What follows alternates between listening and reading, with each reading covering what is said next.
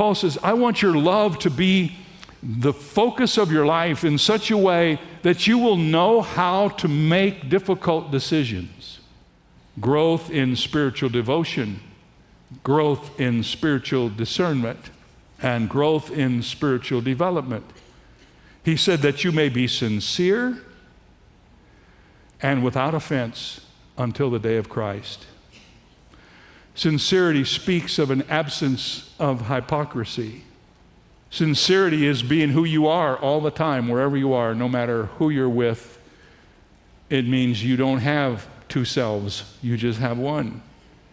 And then the scripture says we're to be sincere and without offense. That refers to the ever-present danger of offending somebody who is a follower of Christ. The word here in the Greek language is the word scandalon. It's from the word which we get scandal in the English language. And Paul's passion was that these believers would live so that no one would ever stumble because of their behavior.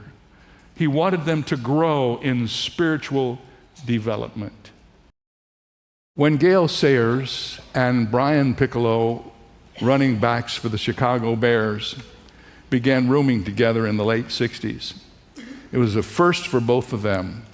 Gale Sayers had never had a close relationship with a white person, and Piccolo had never had a close relationship with a black person. In fact, he had never known a black person.